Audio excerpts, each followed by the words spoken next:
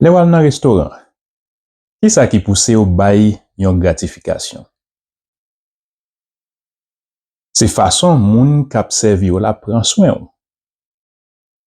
Ant moun kap servi ou la ak moun ki sou di feu kap prepare manger, ki laisse ou penser ki fait plus sacrifice?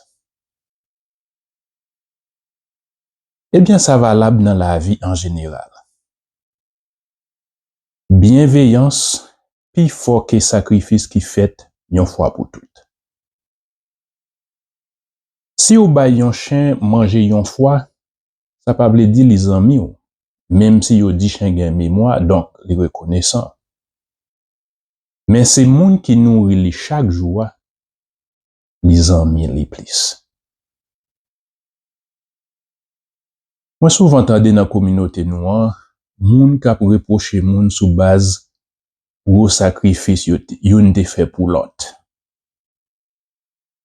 Oh, moi te prend un tel à deux pour Bouddha li, c'est moi qui achete machine bali, c'est moi qui fait ci, c'est moi qui fait ça. Mais jodi a li rend moi ingratitude.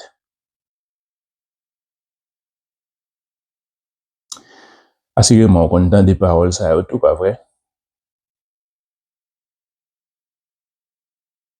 M'a dit ça jodi a.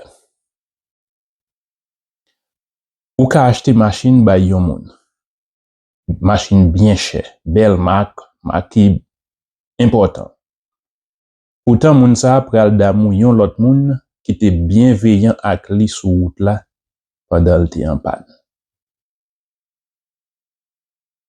C'est une façon pour me dire bienveillance est important par ses sacrifices.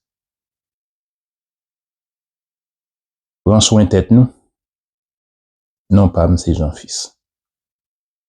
Suivez-moi sur toute plateforme. Merci.